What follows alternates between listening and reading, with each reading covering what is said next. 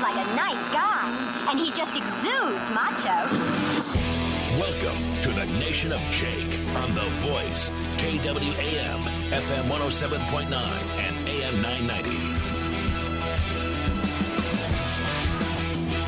Yes, sir. Yes, have some. Welcome to it, the Nation of Jake on The Voice, FM 107.9, AM 990, online, KWAMTheVoice.com, streaming live on YouTube, the channel Nation of Jake. Again, one word, Nation of Jake.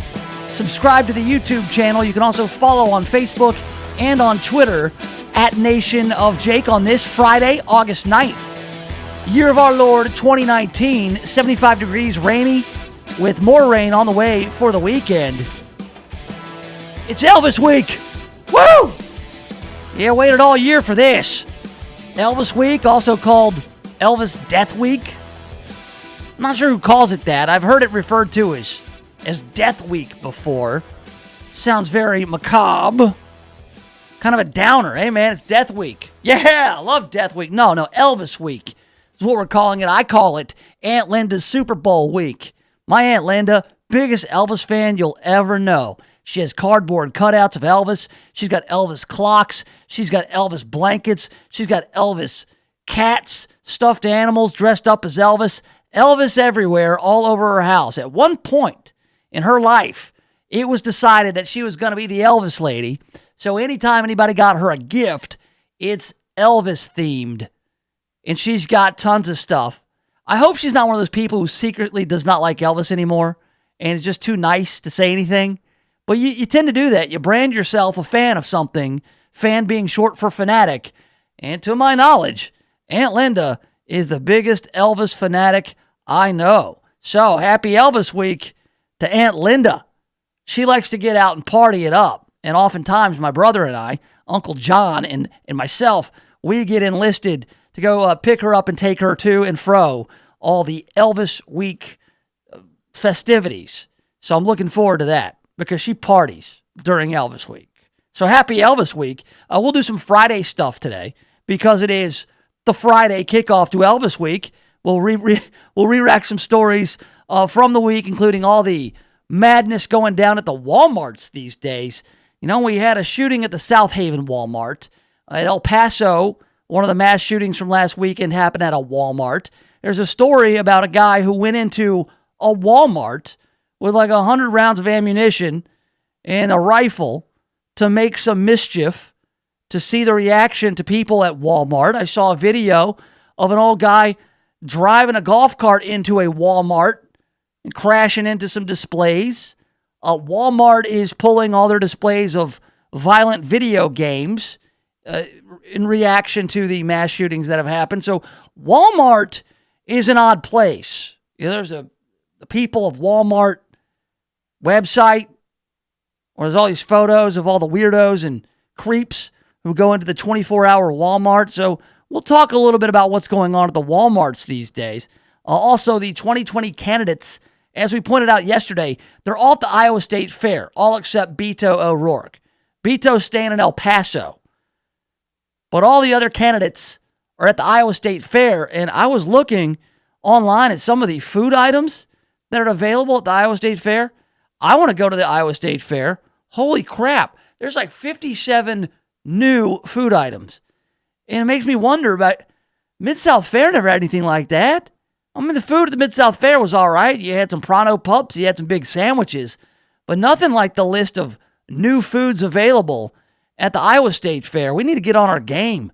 We need to step up our fair game coming up here. We also got some more on the Battle Mayoral here in Memphis coming up on October 3rd. And we got the What the Hell stories. We got the news crews. Just all the Friday stuff that we do here on Fridays in the Nation of Jake. I was driving into the station this morning in that monsoon. Yeah, my kid has these soccer tryouts that keep on getting postponed. And I'm worried that today she won't because of all the rain. So I'm driving through it. You know, I'm at Poplar and 240.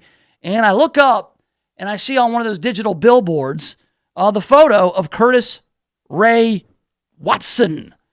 Curtis Ray Watson, 44, went missing from West Tennessee State Penitentiary on Wednesday. And now the manhunt has extended into day 3. Now, this is a violent and dangerous inmate who is now a fugitive.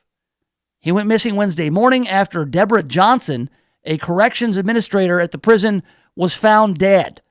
And knowing what this guy is capable of, honestly, I had not yet seen the billboards in person. I saw that his face, wanted, Curtis Ray Watson, age 44, call 911 if you see him, TBI, alert the TBI if you see him.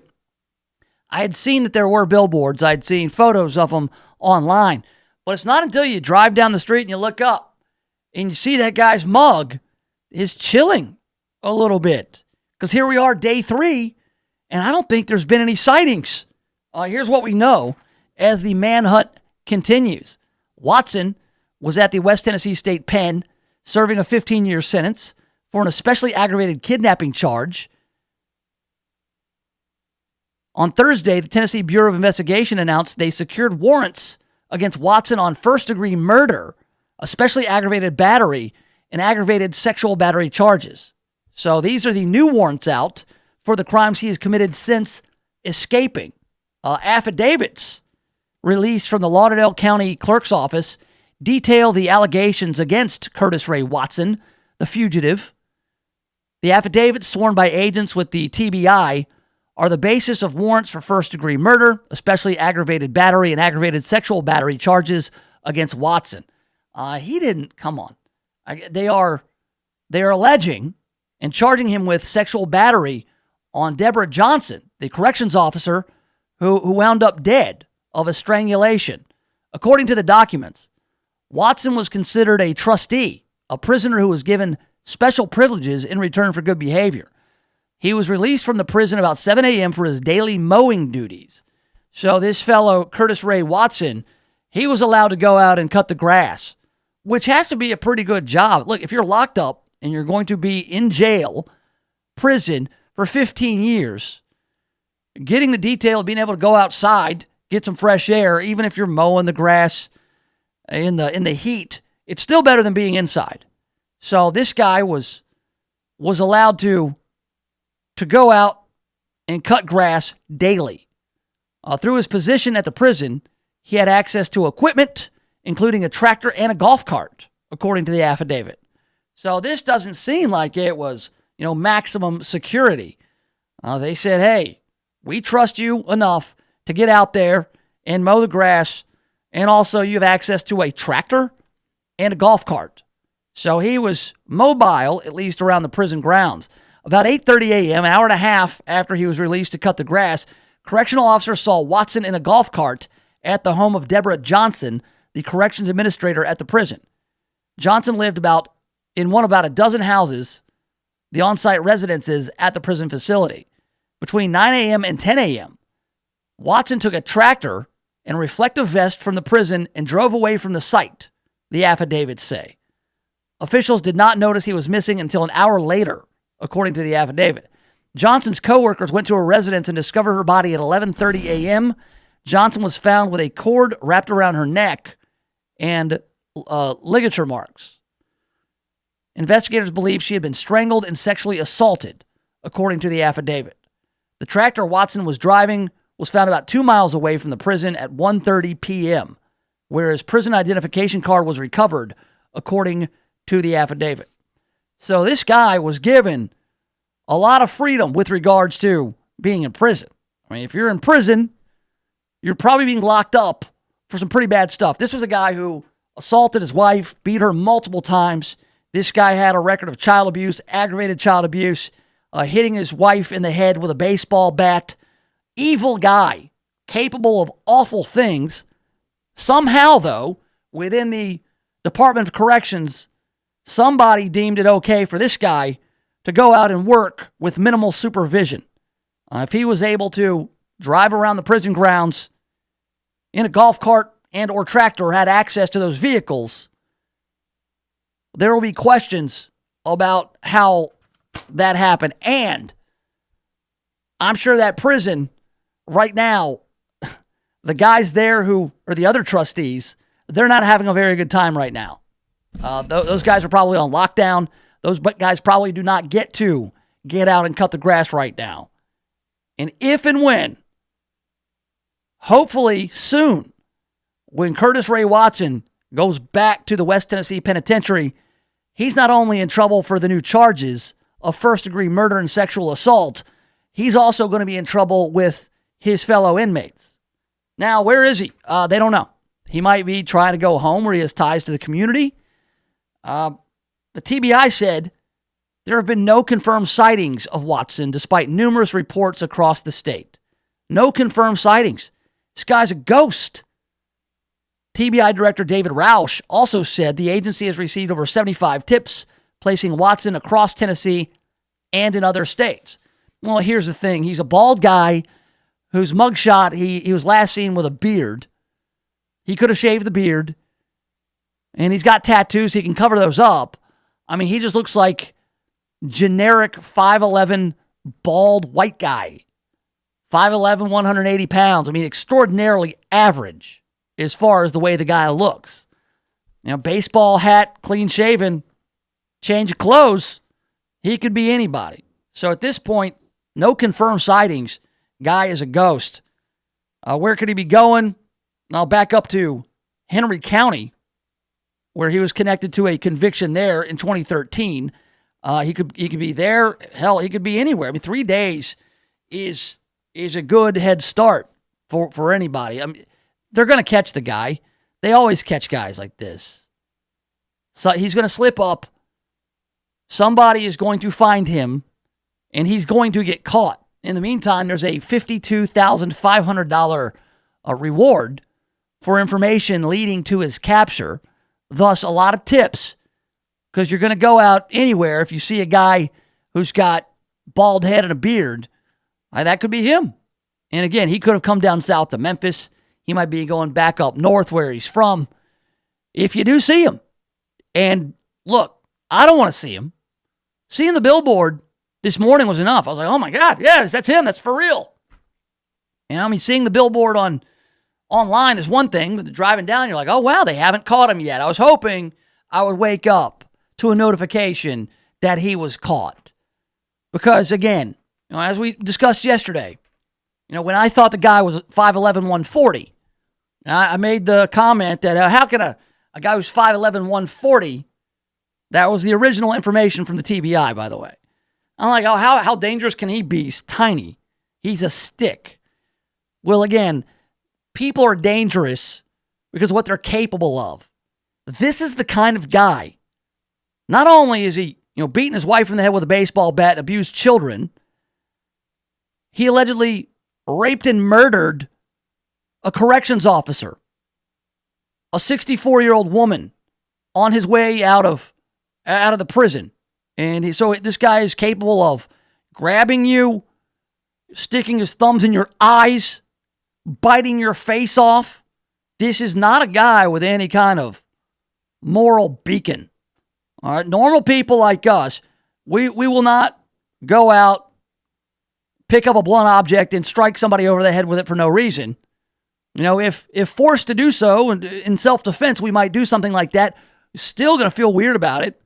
Still, it's going to be unnatural for us to do. But a guy like this, he will have no problem jabbing his thumb in your throat and then ripping your hair out and throwing you into oncoming traffic. That's why he's dangerous. So, and I say all these things not to scare people, but take it seriously. I am. This is no joke.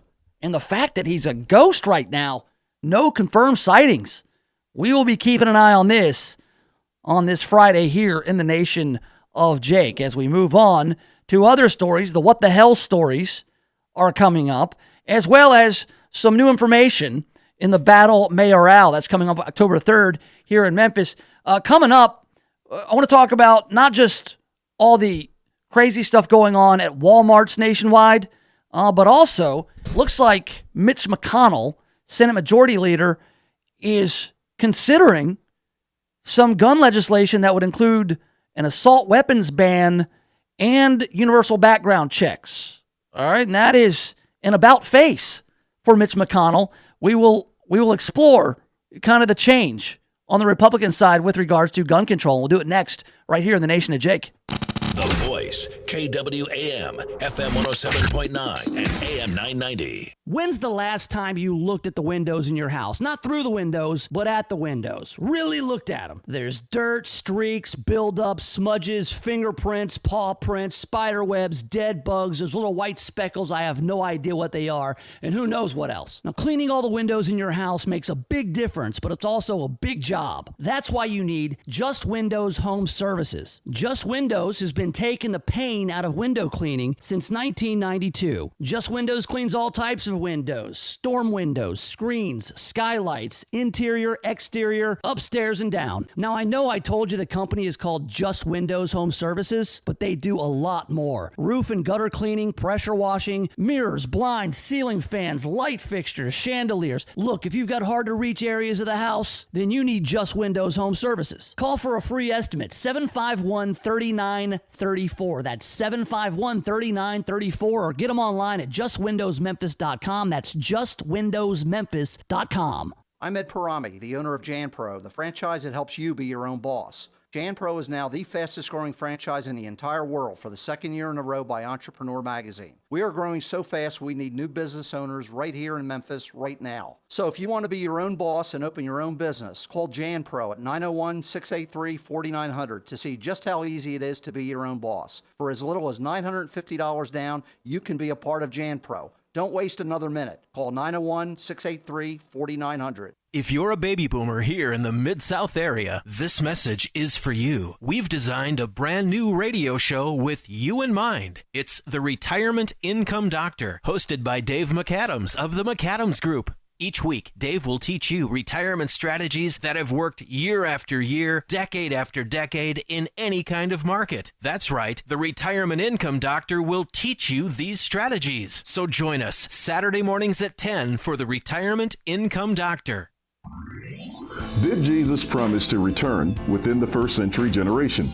Discover why atheists, Muslims, Jews, and even some Christians believe that Jesus is a liar and the Bible is false. Join William Bell for discussion on the end times and Bible prophecy on the All Things Fulfilled Eschatology broadcast Sunday mornings at 9 a.m. on KWAM 990 and FM 107.9. Listen on Facebook at KWAM The Voice. You and your friends and associates are invited to attend the Mississippi Senior Expo and Health Fair, Thursday, September 19th from 9 a.m. until 2 p.m. at the Brown Missionary Baptist Church, located at 7200 Swinia Road in South Haven, Mississippi. There will be health exams, flu shots, entertainment, and this year, there'll be food trucks on site to allow you to enjoy lunch while you're there, and a demonstration on healthy living by the Silver Sneakers. The Mississippi Senior Expo and Health Fair is promoted by the DeSoto Times and the Best Times. Mark your calendar for September 19th. You'll be glad you did.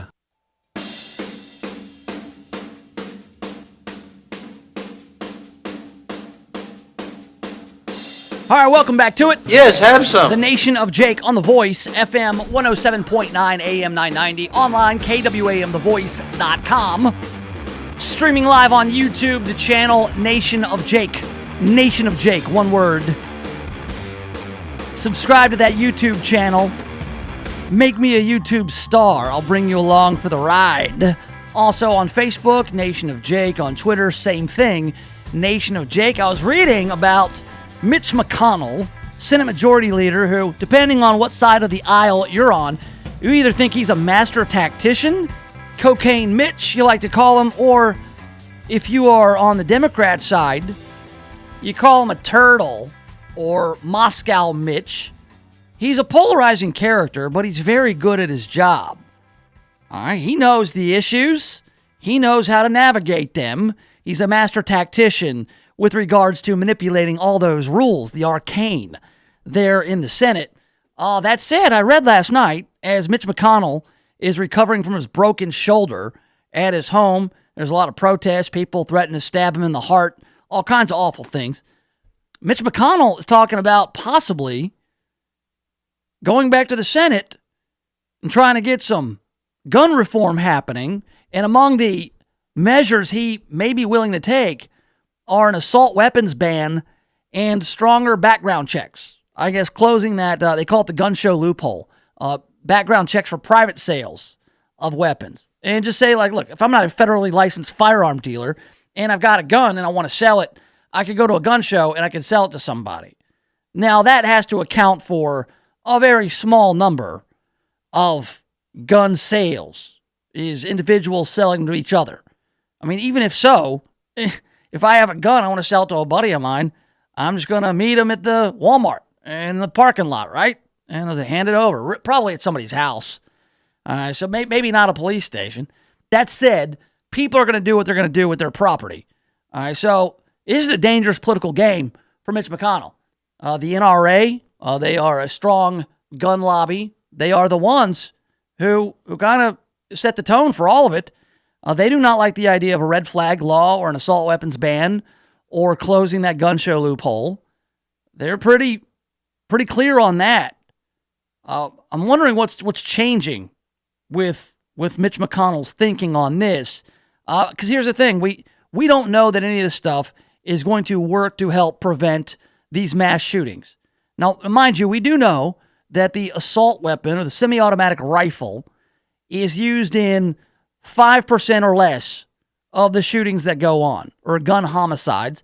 90% of gun homicides are perpetrated with handguns, but nobody's talking about a handgun ban.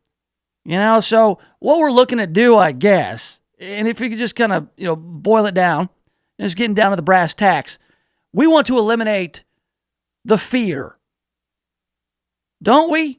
I mean, if we break down gun homicides or gun deaths, and we see that, okay, a third of them or more are suicides. Well, you can explain a suicide. Somebody chose to take their own life. It's hard to explain. It's hard to make sense of, don't get me wrong. But there's not a fear of you being the victim of suicide. That's kind of coming on. That's not what the fear we're trying to eliminate. The other things like gang violence. It's like, well, you know what? That affects, people who are in gangs. So we just kind of write that off. If we can explain the violence, if we can make sense of the violence somehow, then we seem fine with it, don't we? It's this fear. The mass shooting is not something that happens as often as you think. You hear about it every time it does, and it seems like it's happening more and more often. But when you talk about a country as populous and as wide and varied and diverse as we are, 330 million people, very few die in mass shootings. It's just like the Neil deGrasse Tyson tweet. You have a better chance of dying through a medical mistake or heart disease or obesity. All these other things are more deadly, but they're not as scary. They're not as haunting. So again, assault weapons ban. Look, if you are inclined to buy an assault weapon, you probably already have it, don't you? I mean, don't you already have an assault weapon if you want an AR-15? And I use the assault weapon moniker because that's what they want to use for this legislation, assault weapons ban. I mean, if you want an AR-15 right now and you're a grown adult human, you probably either have one or you'll go get one before there's this assault weapons ban. And now it's also going to have the pressure on, say, Walmart right now. Walmart, by the way, is kind of been ground zero for a lot of this gun violence. I mean, all these stories. It's numbers-wise, probably not.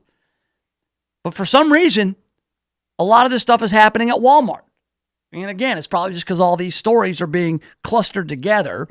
Walmart is not going to discontinue sales of weapons like Dick's Sporting Goods did. But what they've decided to do is they're going to take down displays of violent video games. All right, and it's the whole video games thing. And by the way, all the stuff that's going on at Walmart, are we sure that, have we ruled out the possibility that all Walmarts were built on Indian burial grounds?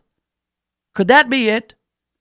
Maybe all Walmarts were built, maybe the Walton family got together and they got really good deals on land that used to be cemeteries. And they only moved the headstones because all the weird stuff that goes on at the Walmart, not just like, say, the mass shootings that have happened at Walmart, or this young man in Missouri at the Walmart decided to go in fully armed with 100 rounds of ammo, videotaping people's reactions. 20-year-old Dmitry Nikolaevich Andreychenko was stopped at gunpoint by an off-duty firefighter before taken into custody. He was booked on charges of making a terroristic threat in the first degree. He went in fully armed with body armor, I guess just to make mischief, just to cause chaos. According to Springfield, Missouri Police Lieutenant Mike Lucas, that was his intent, to cause chaos. He went in with a loaded gun and more than 100 rounds of ammunition and body armor. This is just 5 days after the mass shooting at the Walmart in El Paso. So weird stuff going on at the Walmart, all the way from armed gunmen walking around Walmart to a guy driving a golf cart into Walmart, stinking up the place. What was that lady from a few months ago who stole a motorized cart and was drinking wine out of a Pringles can? Happened at Walmart. Go to the website, people of Walmart. You see all kinds of freaks and weirdos and mutants running around Walmart. All right, so I just want to know, what's up with the Walmart? Are all the Walmarts built on Indian burial grounds? They're always forbidden. You can't just move the headstones. All right, that's all weird stuff happens. We know that.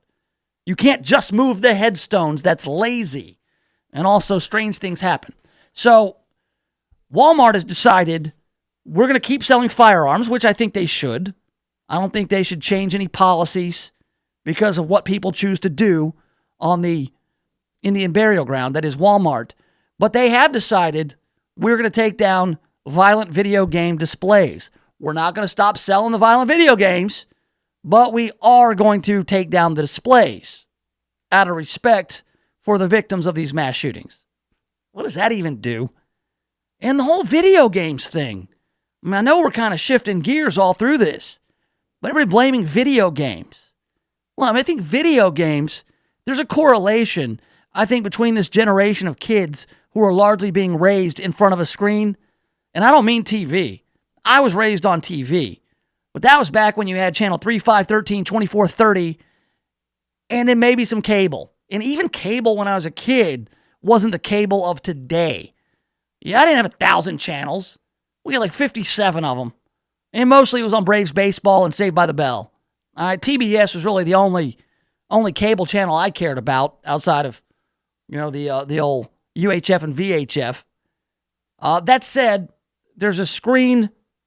It's an iPad. It's a tablet. It's a phone. It's Fortnite. It's all these. It's YouTube. It's all these little rabbit holes that young men and women can jump down and isolate themselves. I mean, that's what this is about. I mean, when you look through that LA Times article, the op-ed on all the stuff that mass shooters have in common, there's this trauma or isolation or whatever it is. I mean, I think video games, that's another strain. That's another symptom of the problem. It all goes back to a lot of stuff. How a kid grows up, parenting. It's easy. When you're a parent, it's easy just to give in. Your kid says, I want to watch TV, or I want to play video games, or I want to get on the phone, or I want to get on the iPad, or I want to get on the Kindle Fire, whatever it is. It's easy just to say yes and say, hey, go away, quit bothering me, while you yourself, you get on your phone. I mean, I find myself doing this. I'll be on the phone refreshing Twitter because I can't just miss out on anything. We got a manhunt for a guy who killed a lady, and nobody knows where he is here in the area. I want to know if they've got him yet. Refresh the Twitter. Find out. I got to find out now. I can't just let it happen and then wait. And then meanwhile, my kid's like, can we watch some TV? Can we watch TV? Can I get on the phone? Can I play on the iPad? And I'm like, yeah, go ahead. Just leave me alone. You got to fight that. You got to fight that, because now we're in this whole thing where people are blaming video games. People are blaming guns. People are blaming everything other than how you interact with your kids. Because look, I grew up playing video games. I had the Atari 2600. I had the NES Classic. At the time, it was just Nintendo Entertainment System, and a Sega Genesis. I played the hell out of some video games for a while. But I wonder if there's other things you could blame on video games. Let's forget gun violence for a second. How about the opioid crisis? Let's blame that on video games. Dr. Mario. Remember Dr. Mario? All it was Tetris with pills. Dr. Mario, and then I guess Dr. Wario. I guess they were competing doctors on the medical scene there, wherever the hell the Mario brothers are from. And Dr. Mario, you'd have all these pills, and you have to match up the colors of the pills. Dr. Mario, if you recall the video game.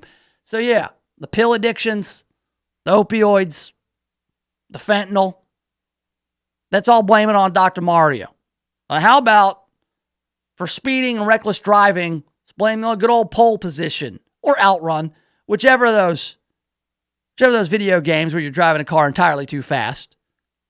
Outrun, probably. I think you were driving on streets. Or later, Grand Theft Auto. That's probably a video game that they started blaming the gun violence on. Because, hell, you could just go out and kill anybody you wanted with any kind of gun you wanted, steal people's cars, carjack them. There's a part of that game where you could go and take up with some prostitutes. I mean, you're like, wait a second. You know, this is, what do they call this? The video game M for mature. Rated M for mature. Yeah, you think any parents really paid any attention to that? Or, hell, I mean, if you want to really get into it, you could blame the death of Harambe on Donkey Kong. Yeah, you villainize a gorilla like that? I mean, sure, he's hurling barrels at you. And I want to go ahead and blame Donkey Kong for turning me into a hammer-wielding plumber who wants to go smash an ape. Say, I don't think that the video game stuff holds up. I mean, I think that there's a bigger reason why we're seeing this kind of thing, and I think it has more to do with how humans interact. And all the video games, all the mass shootings, and all that kind of stuff, those are symptoms, and they're different. I don't think one leads to the other. Correlation does not mean causation, but I think there's a lot more to it, and it comes down to, what are you teaching your kids? What are you teaching them? How to interact with people? How to deal with failure? Maybe not just go get isolated and go hang out with your online phony buddies who you've never met before. Accountability. There's all the above. And it just sounds like a bunch of flowery language, doesn't it? But I mean, I think there's something to be said for that. I mean, you see these like weirdo kids who have terrible hygiene because nobody's making them do anything. Nobody is explaining, hey, this is what you have to do so you're not an outcast. And then it becomes too late and they're already outcasts, and then they're going out to Walmart and shooting up the place. Punks. All right, coming up, we're going to run down Elvis Week and what's available for you.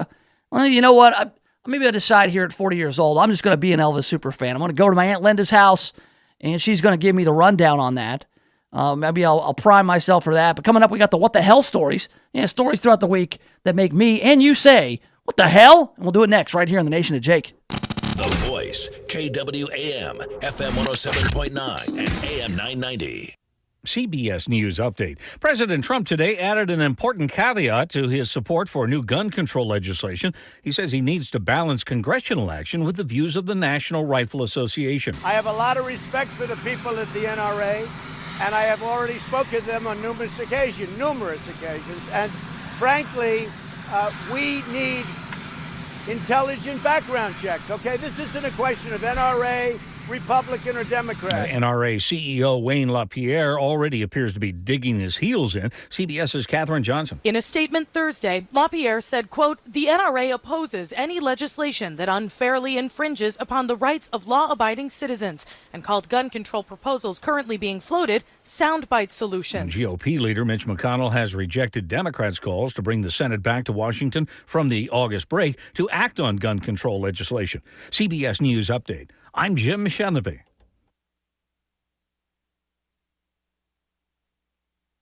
Hi, this is Ludi Calloway, the mortgage lady with iBank Mortgage. What's going on in the home mortgage business? After several years of record low interest rates, a terrible recession, and plummeting home values, things are finally turning around. But what does that mean to those interest rates and home values? What's Congress going to do to us? Join me Monday morning at 8 and I'll tell you what's happening in today's still changing mortgage world. It's the mortgage lady with Ludi at iBank. Every Monday morning at 8. You ask the questions, I'll give you the answers. The special event florist for the Mid-South is Lynn Doyle Flowers. They are famous for creating incredible floral arrangements and are available to fill even your last-minute needs. From the simple to the magnificent, their staff can create unique arrangements for your special occasion. Flowers always bring a smile, make someone's day, and for fast, convenient delivery, call Lynn Doyle Flowers today at 901-323-4521 or visit their beautiful new location at 6225 Old Poplar Pike. I talk with healthcare professionals to bring you the latest wellness information Tuesdays and Thursdays on Live Life Well. Listen in and get tips like this to help you get started on your road to wellness. You have to commit to seeing what you've been doing, taking ownership of what hasn't been working, and committing to make a change. Because a lifestyle change is something that you're going to have to work at. I'm Bernadette Davis, and I've got you covered every Tuesday and Thursday on Live Life Well. Listen in during the Mary Beth Conley Show on AM 990 and streaming live on KWAMTheVoice.com. This is Clark Howard. I have something that totally polarizes Americans, and it's not politics.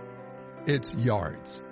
Do you know more and more Americans are putting in fake grass for their lawns instead of traditional grass?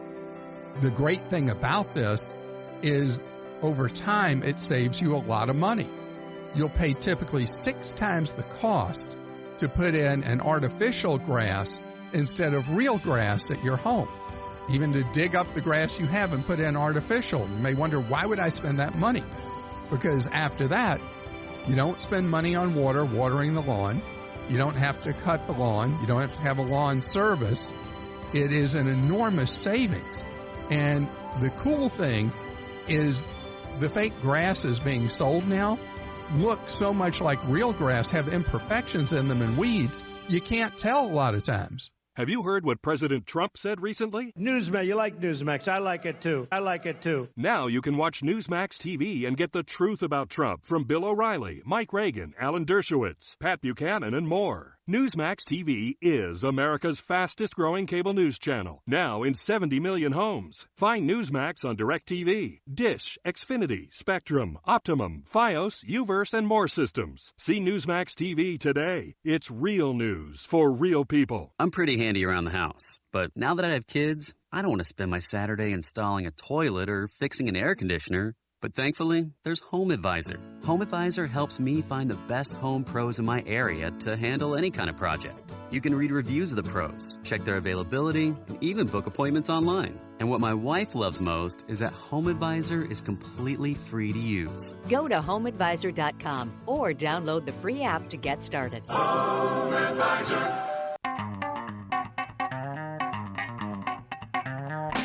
Welcome back to it. Yes, have some. The Nation of Jake on The Voice, FM 107.9, AM 990, online, KWAMTheVoice.com, streaming live on YouTube. The channel is Nation of Jake, one word, run it all together, Nation of Jake. Go subscribe. Also follow me on Facebook and on Twitter at Nation of Jake. Elvis Week, we'll run it down in a little bit. I got all these what the hell stories. Just from the week. What the hell? Mostly from today. Because I didn't really keep tabs on them from the week, so I kind of went looking for them. I saw some things. And I was like, yeah, it's not what the hell enough. These are. We've got the emoji house. Have you heard about the emoji house? What the hell? Well, it's a house decorated with giant emojis, and it's making the neighbors upset. They're in California. A neighborhood feud is erupting in California over a house painted hot pink with a pair of giant emojis decorating the exterior. The Manhattan Beach home, dubbed the Emoji House by fans, is hot pink and features an emoji with its tongue out and a second emoji with its mouth zipped shut.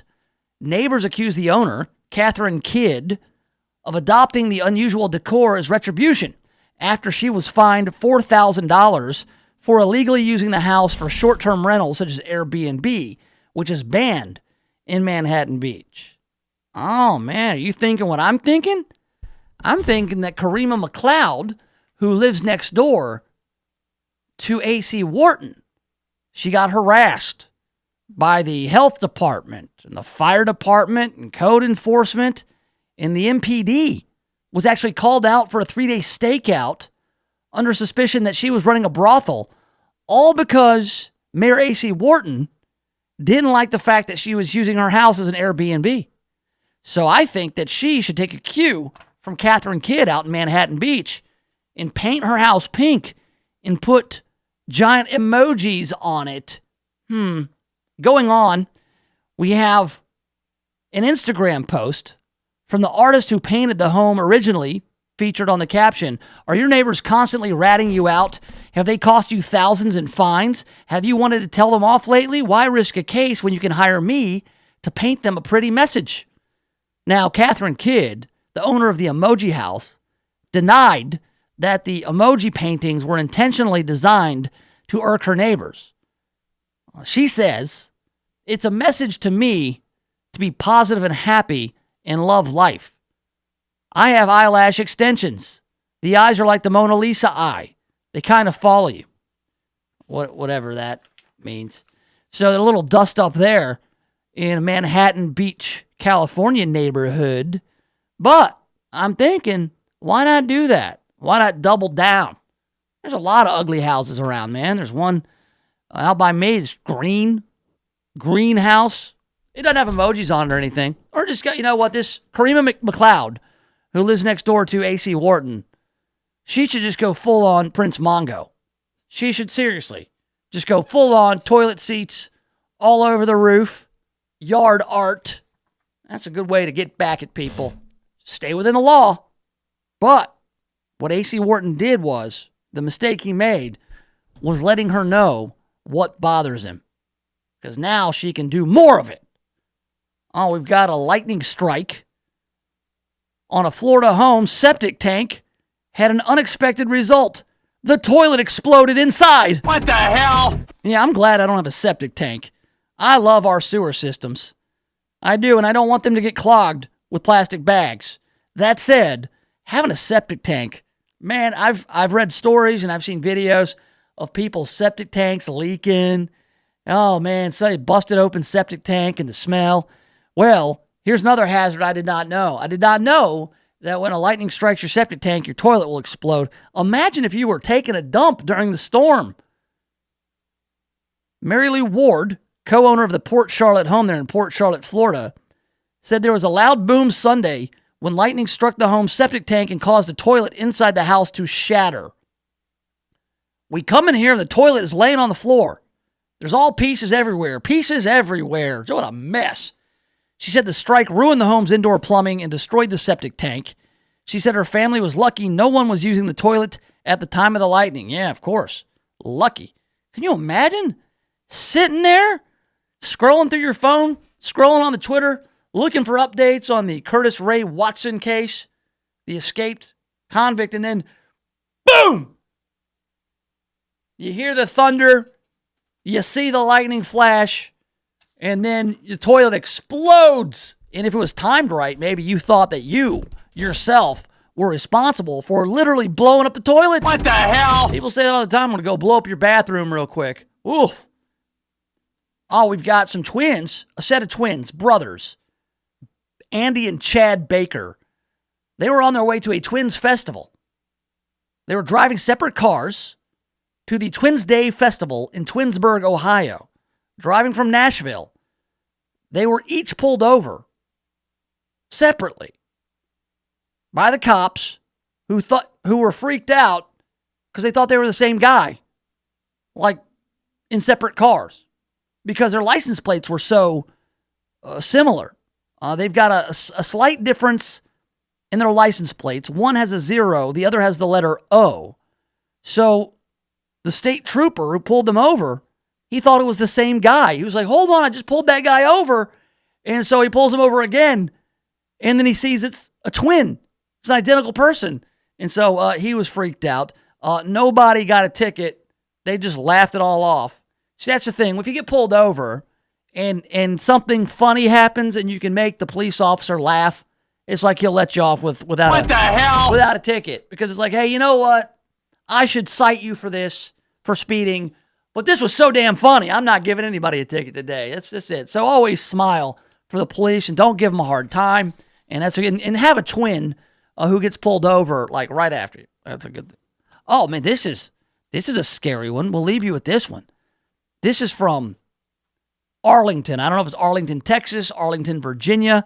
I believe Virginia, now that I scan the article. An elderly resident who lives in Arlington's Williamsburg neighborhood was rescued by an attentive mail carrier, neighbors, and first responders after falling at home and not being able to get up. We know that whole scenario. Life Alert bracelets. Made millions of dollars painting that scenario. I've fallen and I can't get up. Well, the man had fallen and couldn't get up for 5 days. What the hell? How did he survive for 5 days? Well, lucky for him, he fell down in his home with a case of Coca-Cola within arm's reach. He was able to survive on Cokes.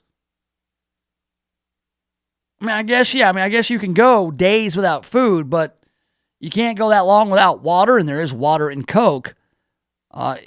He fell on a Monday, unable to get up, and they found him on Friday. So he spent Monday to Friday drinking Coke on the floor, and he was in relatively good condition. Oh man, that's awful. How old was this fella?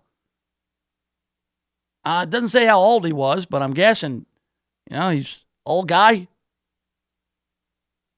That's crazy. I mean, I would not drink Coke. I wouldn't have it in my house, and maybe I would have perished as a result. So always store your liquid on the floor, I suppose, is the moral to the story if there's a story. That's just kind of like a freaky deal. Guy, what the hell? Surviving on Coca-Cola. Classic for a week. All right. Coming up, we will run down some of the events going down on Elvis Week. Elvis Week starts today. It's a Friday to Friday thing, not Monday to Friday like being on the floor drinking Coke. We will run down what you can expect from yet another Elvis Week. Will Lego Elvis make an appearance? Will it happen? And what not to call Elvis impersonators. I'll tell you about that next right here in the Nation of Jake. The Voice, KWAM, FM 107.9 and AM 990. Planning for retirement can be confusing and overwhelming. Tune in to the Servant Retirement Show to hear the current news and events today's retirees need to know. Every Saturday morning at 8 on KWAM, The Voice, AM 990. If you want to talk to Dan Groban or Philip Menard today about your retirement plans, call the team at Servant Advisors Group, 855-260-1000. That's 855-260-1000. Get started on the path toward a comfortable retirement today. 855-260-1000. If you're thinking about buying or selling a home, stop. Don't do anything until you talk to my man, James Underwood. James Underwood has been helping people like you navigate the Mid-South real estate market for more than a decade. So whether you're looking to buy your first home or you want to upgrade to your forever home, James Underwood can help make it happen. No gimmicks, no guarantees, just a rock-solid guy that I've known for 25 years. So now, if you're looking to buy or sell a home, hit up James Underwood with CryLike. JamesUnderwood.crylike.com. That's JamesUnderwood.crylike.com. Your dog is a furry member of your family, and they deserve the highest level of care. Dogtopia has award-winning daycare, boarding, and spa services. They are the safest, cleanest, and most transparent dog daycare and boarding option for you. The best part? You can check in with your dog anytime on the video stream on your phone. Dogtopia, located at Carriage Crossing. Find out more at dogtopia.com to schedule your dog's best day ever. Hello, I'm Bishop Terry Stein, Bishop of Memphis in Tennessee, and I invite you to join us each week for the Catholic Cafe. And I'm your host, Deacon Jeff, here to tell you about the wonderful sponsors that make the Catholic Cafe possible. Dr. Rick Alsobrook of Alsobrook Vision Center on Wolf River Boulevard is proud to sponsor the Catholic Cafe. Listen to a full hour of the Catholic Cafe, Sundays starting at 10 a.m. right here at KWAM 990, the voice of Memphis.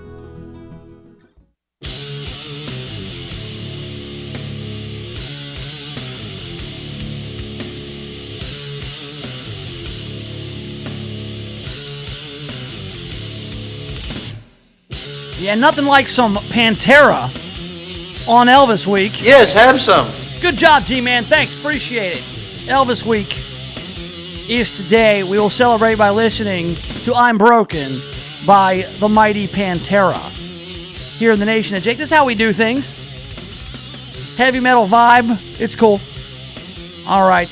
In a little bit, we're going to talk about the latest in the battle mayoral. We'll get an update, if there are any updates, on the fugitive from justice, Curtis Ray Watson, who escaped from West Tennessee State Penitentiary 3 days ago. The manhunt has extended into day 3, and some more chilling details about his escape and new charges he is facing. This is a bad dude. You're seeing his face on digital billboards. This is a priority for the TBI and law enforcement. This is not good. It's not good because the guy's a ghost. They hadn't seen him. So we'll see if there are any updates, any developments in that situation. That said, it is also a good day here in the Mid-South because it is the start of Elvis Week. Yeah, Elvis Week brings in folks from all over the globe. They'll talk about how Elvis Week brings in people from Belarus, people from China, people from Japan, people from Lithuania. I'm just going to sit here and list off all the foreign countries that come to mind. People from Portugal, people from Crete, people from Bangladesh, all over the place. Mogadishu, they're coming in to pay their respects to the king of rock and roll. It's an annual event, brings thousands of Elvis Presley fans to the Bluff City every year. And this year it's expected to be even bigger. Elvis Week, the 9-day event that celebrates the music's legends, life, and legacy, kicks off today, Friday, August 9th. You got an Elvis tribute contest. You got Elvis karaoke. You have an auction. You have Elvis bingo. I got a full list of events. And these are the things, mostly the vigil. The vigil's big time. And didn't they started charging for the vigil. It used to be a no-charge event. Go out and pay your respects to the king. But then they started charging for the vigil. And I think that was kind of keep out the riffraff, which I can understand. From what I understand, though, you've got people who say that Elvis Week isn't what it used to be, that the new management at Graceland is just different, and it used to be a lot better. Things just get that way. They get more corporate, and you can monetize all the different things, and it's just different now. And the sources I have is my aunt, my father's sister, who is the greatest Elvis fan in the world. She hangs out with a lot of Elvis impersonators, and you're not supposed to call them that, by the way. I have learned in my interaction with Elvis impersonators, I am corrected. I'm corrected very quickly. I say, oh yeah, hey, this guy over here, you know him? He's an Elvis impersonator. Elvis tribute artist. Do not call, that is the preferred nomenclature. Elvis tribute artist. Do not diminish my status as an Elvis tribute artist by calling me an Elvis impersonator. Impersonator is a pejorative, apparently. I didn't know. I also think that the folks at Graceland, they want kind of a uniform nomenclature for the Elvis tribute artist, because that way, I guess, they can sanction different guys. It's like, hey, this is an official Graceland-sanctioned Elvis tribute artist versus, and he's an impersonator. Impersonator, I guess, sounds too much like imposter, doesn't it? We'll have more on Elvis Week. I liked Elvis Week a lot better when it coincided with Shark Week for obvious reasons. Sharvis Week it was, and no more. Damn corporate bastards. All right, coming up, the Battle Mayoral. Yeah, what's the latest? Jim Strickland being called a racist? Really? KWAM, your news and information station with CBS News updates every hour on the hour. KWAM Memphis. This is CBS News on the hour. Real news, real reporting.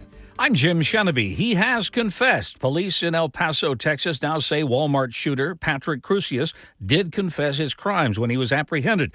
He faces charges in the murders of 22 people in last Saturday's shooting spree. Crusius is expected to be prosecuted on both state and federal levels.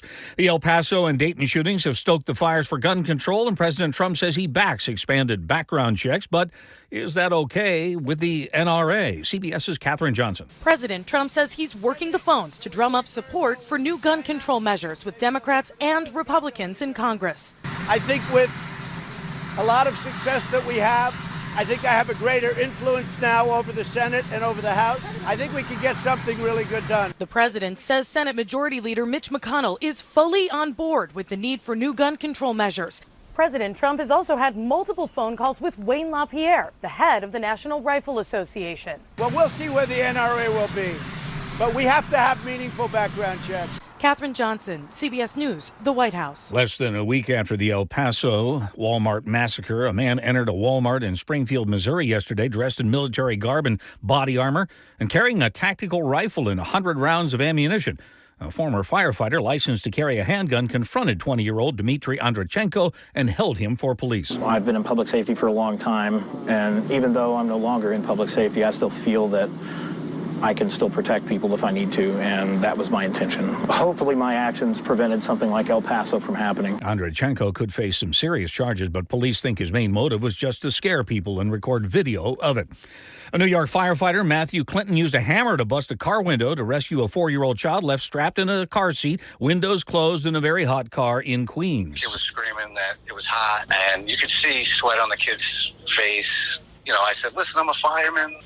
And then the kid kind of went ballistic. The father was arrested on his return. In Russia, Vladimir Putin may be hiding a nuclear accident. That's the international scuttlebutt after video surfaced of the aftermath of an explosion at a subarctic weapons testing site. It shows 6 injured workers being transported by people in hazmat suits to a Moscow hospital that specializes in dealing with radiation exposure. Reporter Alex Loon. The U.S. and Russia are locked in what appears to be the start of a new nuclear arms race.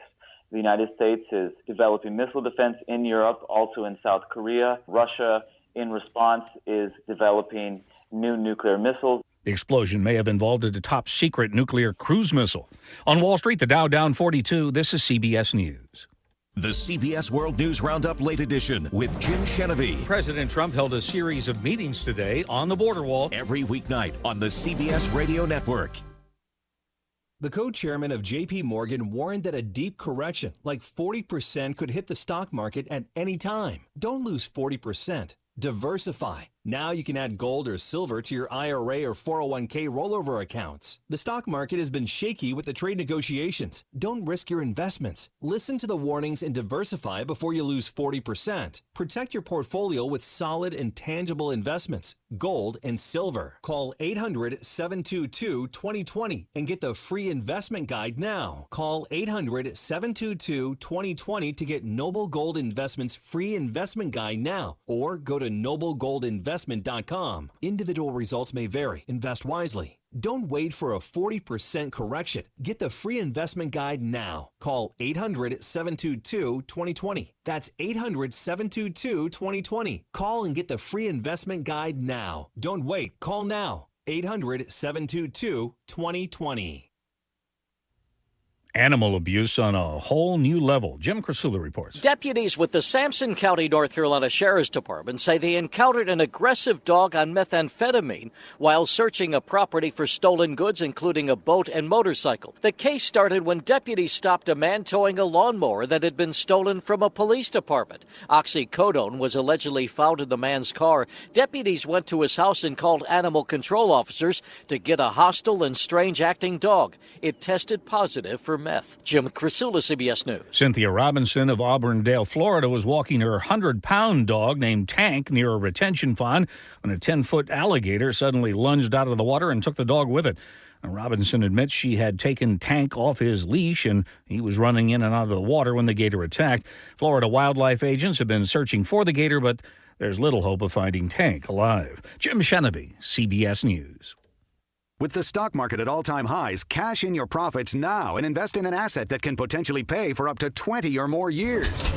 That's the sound of a producing oil well and the sound of a smart investment. If you're an SEC-defined accredited investor, you can take advantage of Encore Energy's projects. Call now to learn how you can potentially achieve 20 or more years of income and deduct 100% of every dollar invested against all forms of income. Call 1-800-803-8511. Invest in your future and buy oil. Encore is drilling in an area that is potentially one of the most prolific horizontal oil plays in the entire country. Oil prices are projected to rise, so you need to own a piece of an oil field. Encore Energy is the most active oil and gas operator in its core area of operations. Call now and learn how to deduct 100% of your investment and create 20 or more years of potential monthly income. Call 1-800-803-8511. You will be calling directly to the home office of Encore Energy. That's 1-800-803-8511. Oil investments involve a high degree of risk and actual results may vary.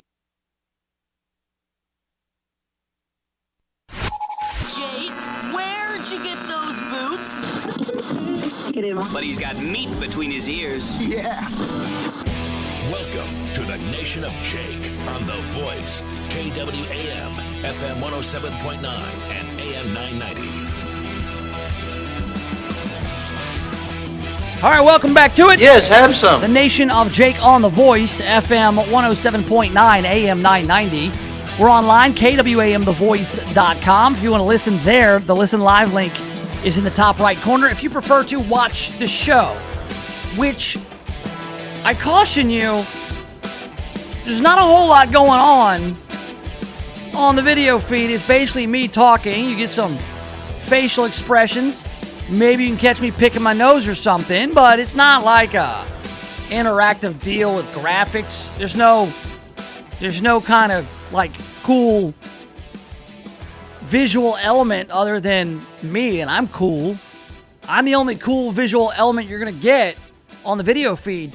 Either way, if it's more convenient for you to watch the show, you can do that on YouTube, the YouTube channel. I urge you, not just encourage, but urge you to subscribe to the YouTube channel. You get notifications, and it's just like, bing, Jake's on, and then you can just whip out your phone, ignore your kids, and watch the show.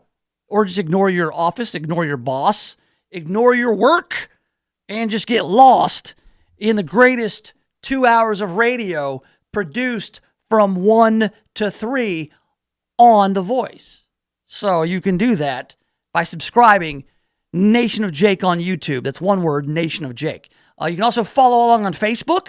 I, from time to time, post things on Facebook. I tweet from time to time as well. So you can also follow along on Twitter, and that's where you can drop me a message.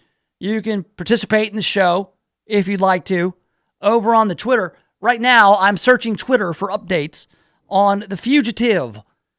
We have Curtis Ray Watson, escaped from prison up in Henning, Tennessee, the West Tennessee State Penitentiary. This guy is dangerous. On his way out of the prison, after he escaped, hopped on a tractor, drove it 2 miles. Before he left, he decided to go and murder someone. If it gives you any indication to how bad a dude we're talking about. And I don't mean like bad dude in the cool way, like the video game Bad Dudes. I mean, this is an evil human being. He's dangerous. He's out there. There have been 0 confirmed sightings. So at this point, he's a ghost.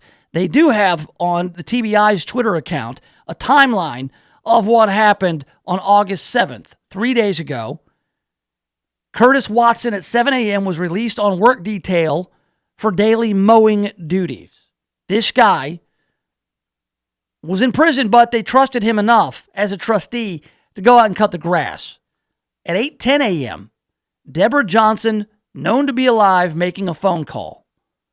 At 8:30, Watson seen by correctional officers on facility golf cart at Johnson's home.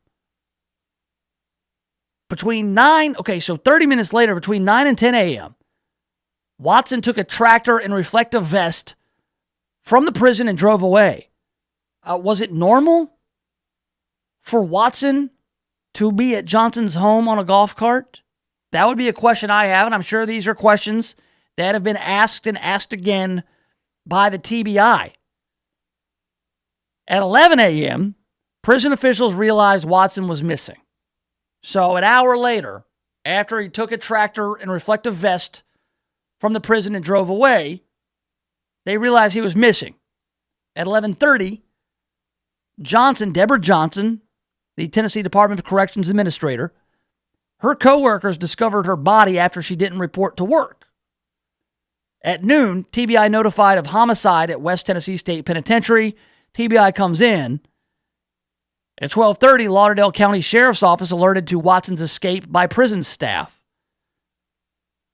At 1:30, authorities locate the tractor that Watson took from the prison along with his prison identification card.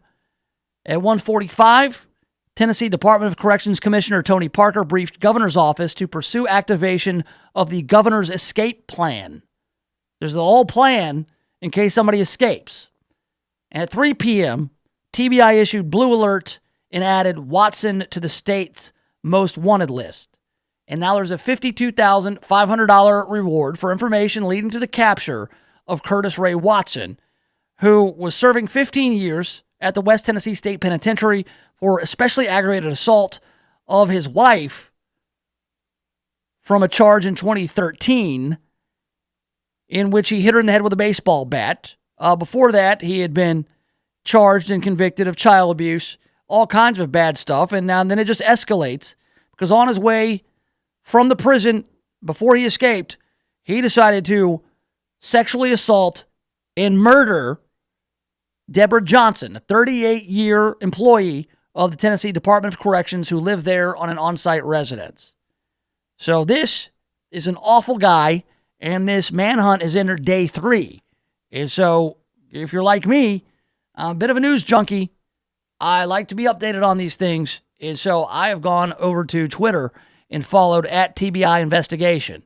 And they are keeping us informed of what's going on. If you see this guy, and you may have seen his picture on the billboards, I think the digital billboards now are rotating essentially a wanted poster for this guy, Curtis Ray Watson, 44 years old, 5'11", 180 pounds.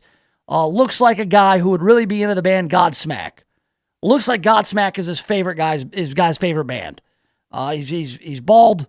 He's got a big old gray beard. He's got terrible tattoos, and he is on the loose. If you see him or know his whereabouts, call 911 or 800-TBI-FIND or tweet at the TBI, because at this point, they've gotten tips, but no confirmed sightings. Usually they wrap these guys up pretty quick. It's not often that it gets into day 3 like this, because the guys at the TBI are really good at their jobs. The FBI's got involved as well, especially if he crosses state lines. You're looking at FBI and U.S. Marshals getting involved. This is a big deal, and I hope they find this guy as soon as possible.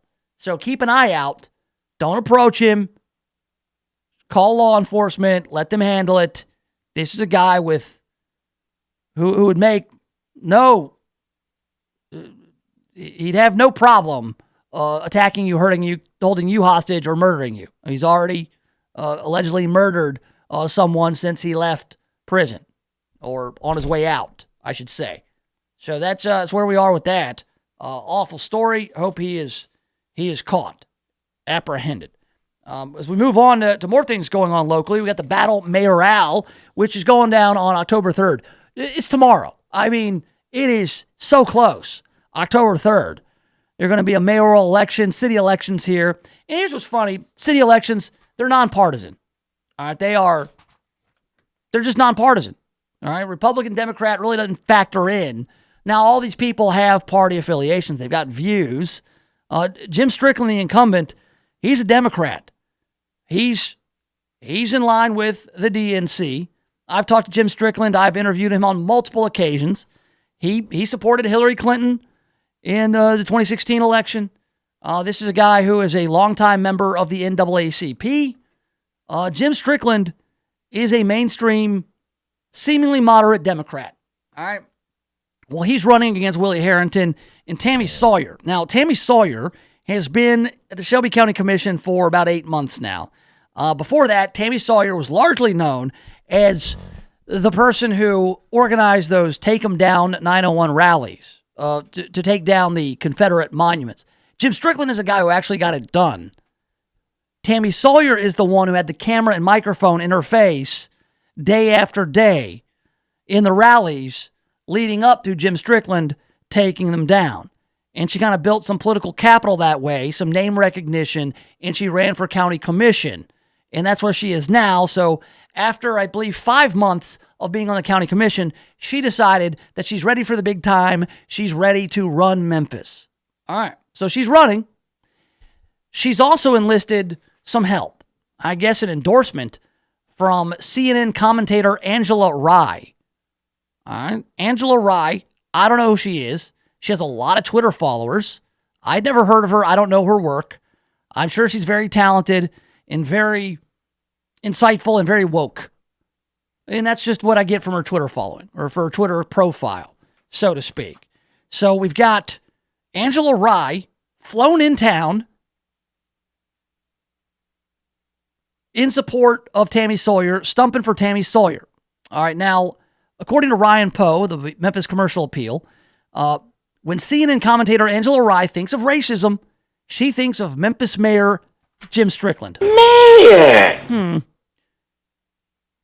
She said this yesterday as mayoral candidate Tammy Sawyer nodded nearby. So you've got somebody, Angela Rye, who is not from Memphis, has not spent significant time in Memphis, who doesn't know Jim Strickland personally. She has no problem calling him a racist. She called Strickland a racist and a Dixiecrat, which is a decades-old reference to a white supremacist Democrat, according to Sam Hardiman of the CA.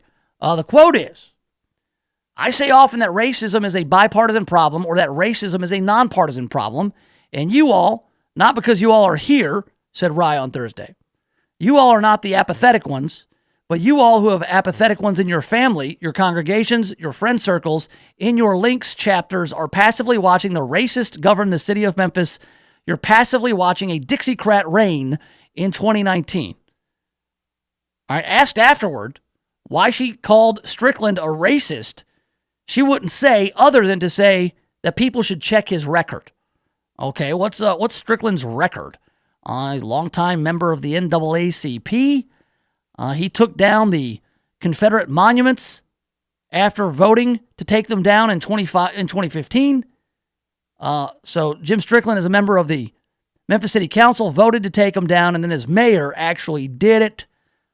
He was elected in a majority black city in 2015 as mayor. He's made hiring a diverse mix of city directors a top priority. He's put heavy emphasis on increasing the city's spend with minority businesses and has created a new city office and several initiatives to do just that. So I'm not sure what Angela Rye knows about Jim Strickland's racist ways. She says, check his record. Okay, well, we checked his record. It doesn't add up. Now, if she just was being honest, Angela Rye, and by extension, Tammy Sawyer, when asked, oh, why do you think Jim Strickland's a racist? They would tell you what they really meant. And they say, well, what we mean is he's white. He's a white guy. He's racist. He's a white guy we're running against. Of course he's racist. Of course he is. He can't not be racist, because if we can't call him racist, then what do we have against him? Nothing. Nothing at all is pretty much it. It's very simple. You know, bring in Angela Rye from CNN and have him call your opponent racist. I guess that's Tammy Sawyer's deal. I don't know, is Tammy Sawyer weighed in on why she thinks or agrees with Angela Rye that Strickland is racist? I don't know. Maybe she's going on Twitter. I don't follow her on Twitter. I don't have the patience for that kind of stuff. So I don't know. Jim Strickland does not strike me as a racist at all. Sawyer came to Rye's defense on Twitter, doubling down on the divisive rhetoric. If Sawyer believes Strickland is racist, she should say so and defend it. Now, this is according to Ryan Poe, and he's right. If you think somebody is racist, especially now when everybody's being called racist, you have to provide evidence that they're racist. It can't just be because they're white. There's plenty of people, I would venture to say most white people aren't racist, but now they're telling us that we can't help it. Don't you love that? It's like, hey, you know what? Look, you're racist, you're white supremacist, you can't help it. It's just in the air. It's in the ether. You inhale it every day. You're racist, just own it. You're like, hold on a second. As far as I know, racist means that you think you are better than someone else based strictly on race. A racist would say, I'm better than black people for the sole reason, or for the sole, because I'm white. Because I'm white, I'm better than a black person. White people are better than black people. It's just, that's racist. That's racist. Or any other race. That white supremacy is saying, listen, white people, no matter the accomplishments or the thoughts of the individual, they're just better. White supremacy. I would venture to say that most white people don't think that.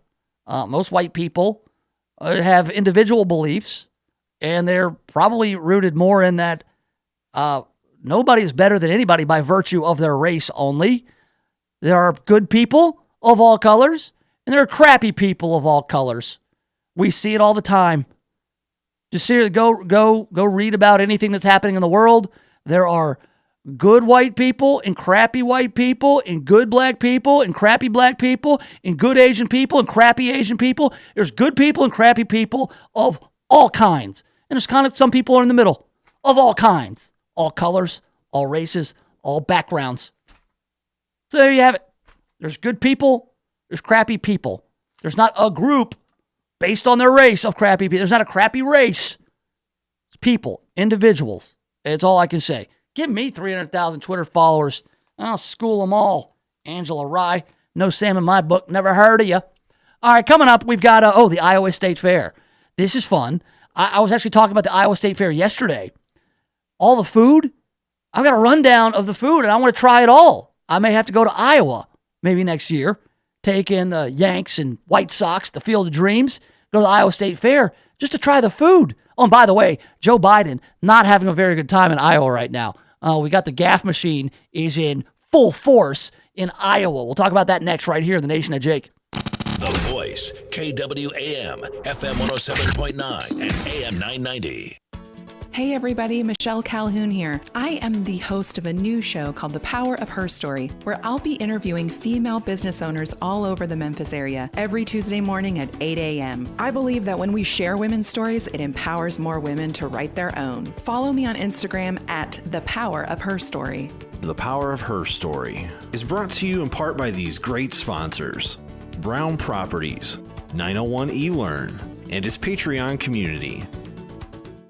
Triumph Bank strives to make banking easy for our customers. You have a lot of choices when it comes to banks, so we invite you to visit one of our local offices in Memphis, Germantown, Collierville, and Arlington to see for yourself how our team, backed by our state-of-the-art online and mobile services, can simplify banking for you and your business. Triumph Bank, invested in our communities and making banking easy for you. Triumph is a member of the FDIC and an equal housing lender. TriumphBank.com. Let's talk growth. Planning for retirement can be confusing and overwhelming. Tune in to the Servant Retirement Show to hear the current news and events today's retirees need to know. Every Saturday morning at 8 on KWAM, The Voice, AM 990. If you want to talk to Dan Groban or Philip Menard today about your retirement plans, call the team at Servant Advisors Group, 855-260-1000. That's 855-260-1000. Get started on the path toward a comfortable retirement today. 855-260-1000. For expert service guaranteed, call 866-EXPERTS. That's the number that could save you up to 30% on your energy bills. Call today and Service Experts Heating and Air Conditioning will hook you up with an AC tune-up. Right now, save $20 on an AC tune-up. Service Experts Heating and Air Conditioning, your hometown Memphis tune-up pros. Call 866-EXPERTS. See website for license details. Did you know that your potential customers look at your website and determine your credibility within 8 seconds? Make sure your business reflects the quality service you provide. Contact Control Alt Design for a free quote today. Today's marketplace is very competitive and you need a professional web presence. Control Alt Design offers web design at a fraction of what the larger firms charge. Control Alt Design has been helping local businesses stand out on the web for over 20 years. They also offer logo design, business card design, flyers, brochures, and more. See their work today at ControlAltDesign.com. All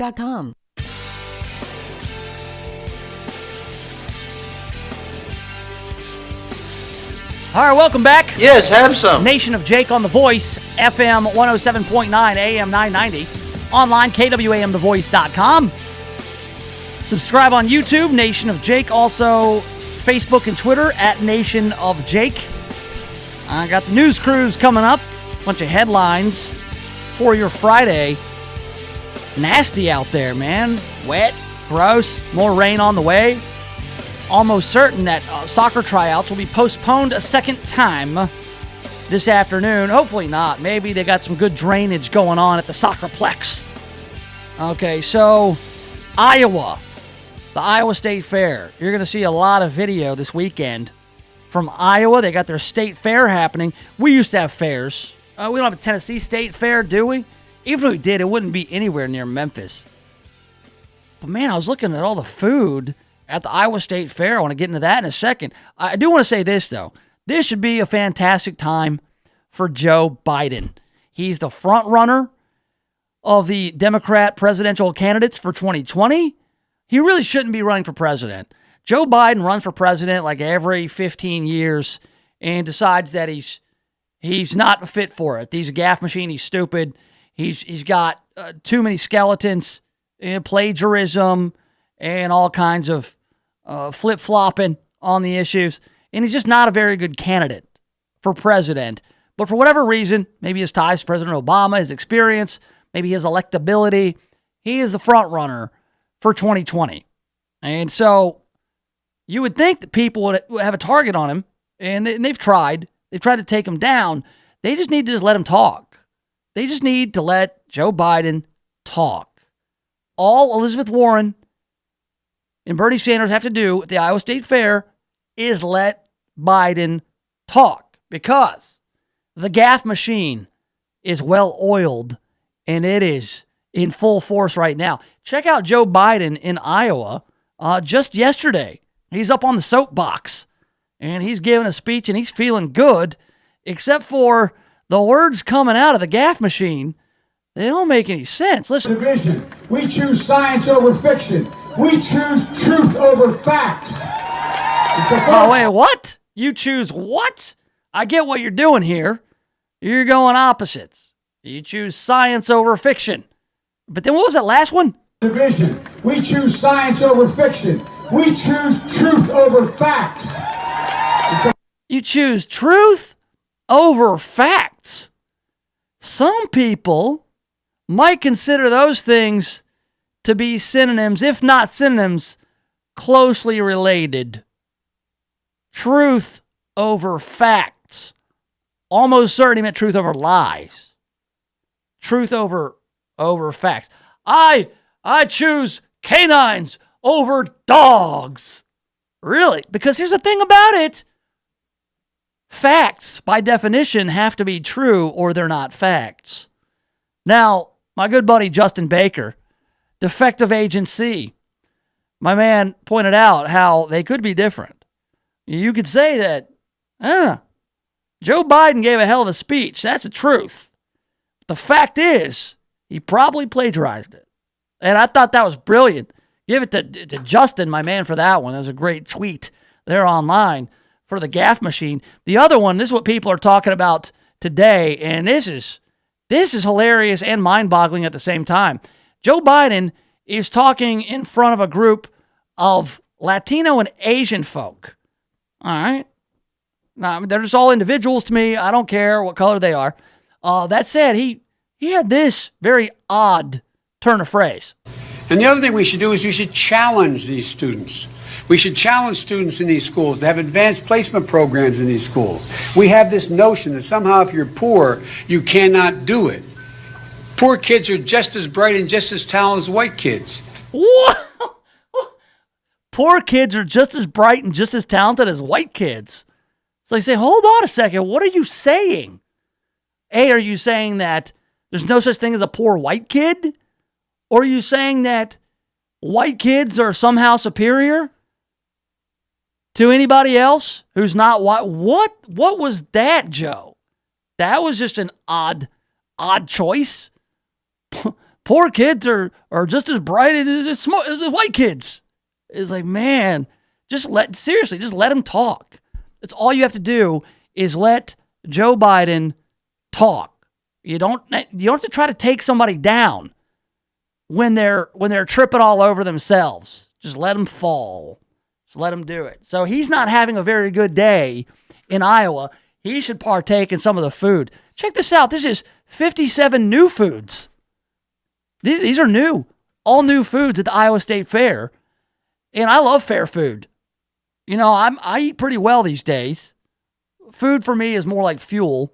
I will eat stuff that's just, it doesn't taste very good. You know, turkey burgers with no bun. And it's like, you know, grilling up a hockey puck. I'm not really big on flavor anymore. It's all just utilitarian.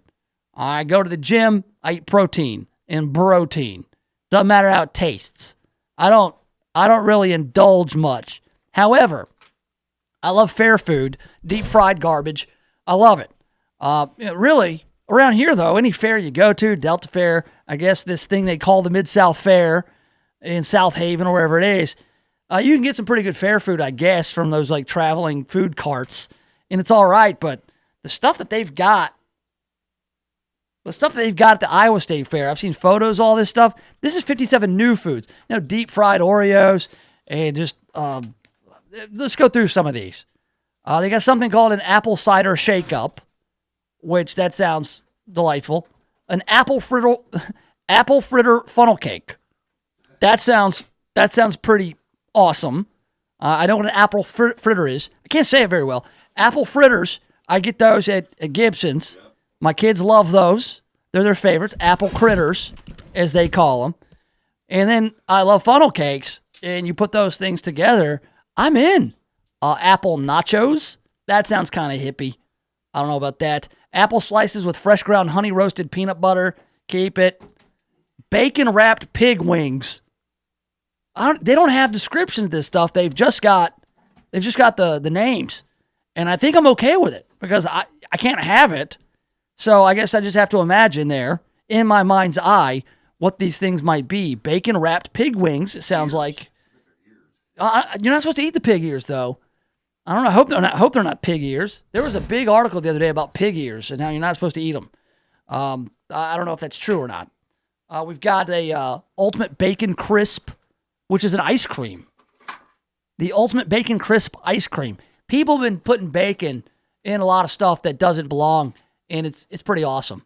In fact, the aforementioned Gibson's Donuts, they got the maple bacon donut, and it's a pretty good one. Benoit's beignets. Beignets are fantastic. If you go to Café du Monde down in Nolens. Berkshire bacon balls on a stick. I'm in. Don't know what they are, but they're bacon balls on a stick. You really can't go wrong with food on a stick at a fair. Boozy pecan caramel apple. All right, that sounds like a loaded up caramel apple. I would try it. The breakfast sandwich, egg, corned beef, and cheese biscuit. The brownie waffle stick. I could imagine that's pretty damn tasty. Brownie's good. Waffle's good. On a stick. Should all be on a stick. Chicken bacon ranch poutine. I'm in. Let's see. Chicken parmesan stick. We've got another chocolate brownie waffle stick. There was a brownie waffle stick and then the chocolate brownie waffle stick. Chucky's pork strip basket. Oh, this stuff. I mean, double pork poutine, a dilly dog, jalapeno popper pizza. I'm gonna go eat later. So yeah, you can just go through. There's 57 new items. Where's all the cuisine? Where's all this stuff here in Memphis? I mean, where do you go for this kind of stuff? Like the good old heart-clogging, deep-fried, creative, on-a-stick stuff, usually I'll settle for a Pronto Pup. And I'm usually pretty good. So this is better if you go online and look up Iowa State Fair food, because it's got pictures of a lot of the stuff. And honestly, just reading the names without the descriptions, it's just getting me hungry. And so I'm going to probably go eat a whole pizza after I leave here. It's fine. Orange creamsicle milkshakes. And these guys go out, all these presidential candidates, they get on a bus, and they get to go. You know what they do? They walk through, and there's groups of people just handing them stuff. Here, eat this. Eat this. I'd run for president just so I could do that. But then you got a couple of the candidates who are vegetarians or vegans. And I'm not sure it's going to go over well. I mean, Tulsi Gabbard and Cory Booker, who are vegetarian and vegan respectively, when they're walking through and people hand them some sort of, Chucky's pork strip basket, they're just going, no, I can't, I'm a vegan. It's not going to relate well to the people out in Iowa. When people hand you food, they want you to try it. All right. So, you've got the gaff machine Joe Biden in full force in Iowa, and you've got all those delicious, tasting, sounding, smelling dishes from the Iowa State Fair. We need a Memphis State Fair. I know it doesn't make much sense, but we should do it. We should do it. We got Barbecue Fest, but I want all the stuff. I just want all that stuff. Memphis State Fair. Let's go. Centered around the food. Get all these, whether it be a food truck deal, but it's got to be like that. It's got to be like deep fried everything, creative stuff. Come on, we are a culinary hub. We can do it. All right, coming up, we got the news cruise. We've got all the latest breaking headlines, updates on the fugitive from justice from the West Tennessee State Penitentiary. Hopefully, we'll have news of them having recovered him, capturing him, and bringing him to justice. Just all in about 3 or 4 minutes from now. In the news cruise. Coming up next right here in the Nation of Jake. The Voice, KWAM, FM 107.9 and AM 990. CBS News Update. Word out of El Paso this afternoon that the suspected shooter in Saturday's attack at a Walmart there did confess to the officers as he was taken into custody. CBS's Steve Futterman. From the very start, officials in El Paso told us that the suspect, 21-year-old Patrick Crucius, had been answering substantive questions from investigators. Now we are getting details of what he told them. According to an affidavit, the suspect, when first confronted, told police, "I'm the shooter." He then waived his Miranda rights. This includes the right to remain silent. He told law enforcement officials that he was targeting Mexicans. President Trump reaffirmed his support for some new gun controls today, but added that he wants to balance that with what comes out of the NRA. We don't want guns in the hands of the wrong people. I think that the Republicans are going to be great and lead the charge along with the Democrats. CBS News Update. I'm Jim Shenleby.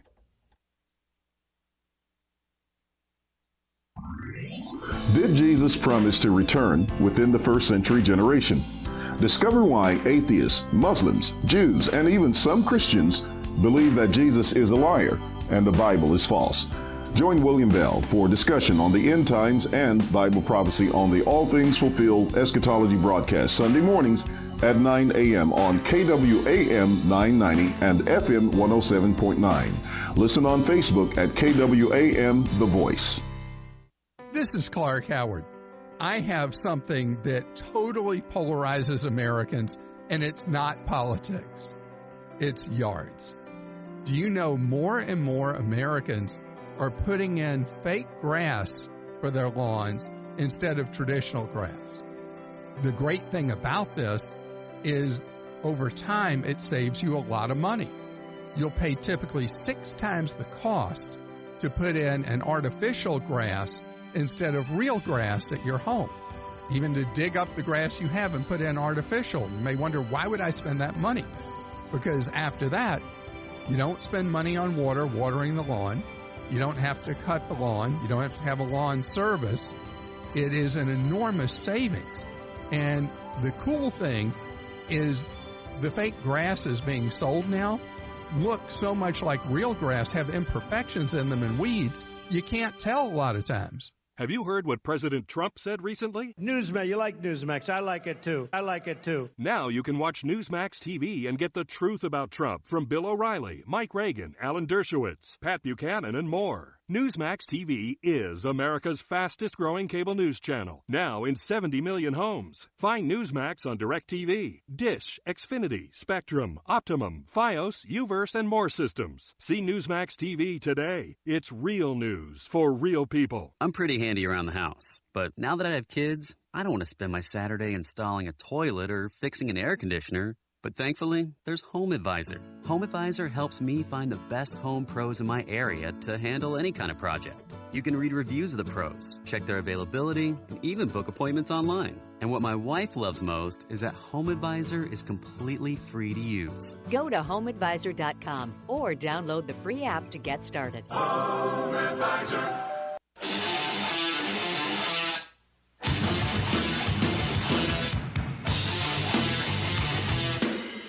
All right, welcome back to it. Yes, have some. The Nation of Jake on The Voice, FM 107.9, AM 990, online, KWAMTheVoice.com. This on Elvis Week.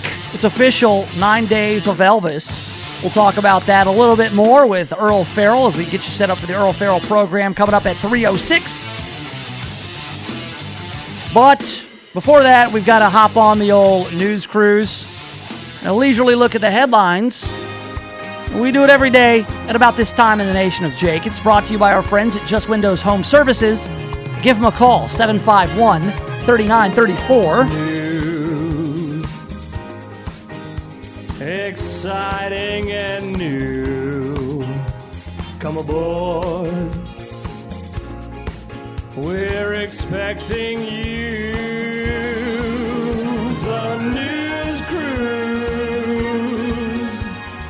Full of exciting news, the news cruise. So relax and kick off your shoes.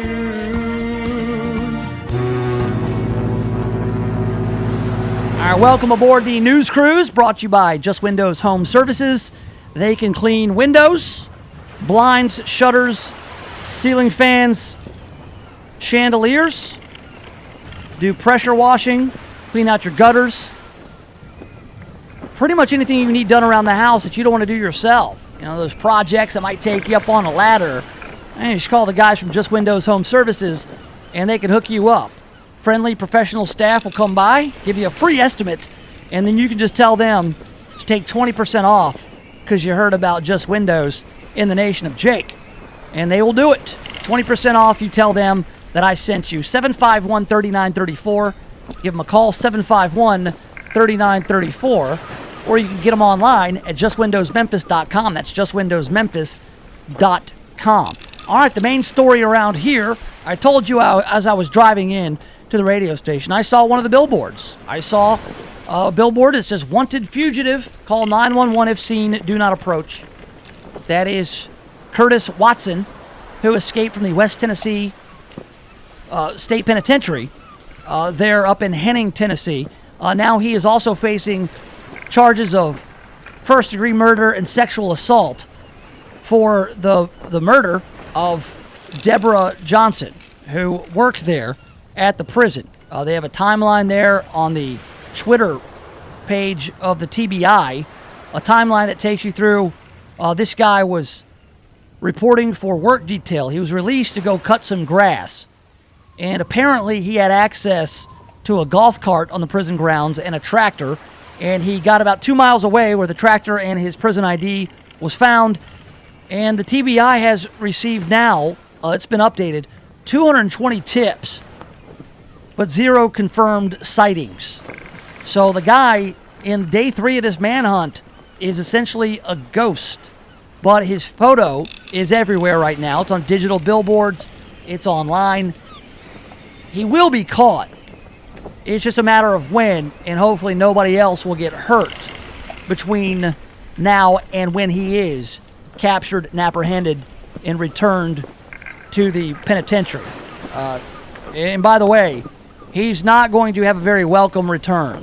When they get him, and they get him back there, should they take him alive, not only will the prison staff not be happy with the guy. The rest of those guys in the prison that enjoyed going out on work detail, they're probably not going to be able to do that for a while. I can't imagine that would be standard operating procedure in light of an escape. I mean, think about it. It is kind of odd.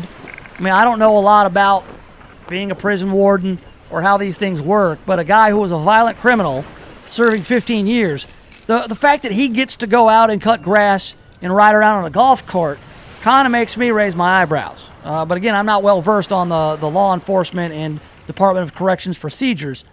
It just kind of is counterintuitive to me.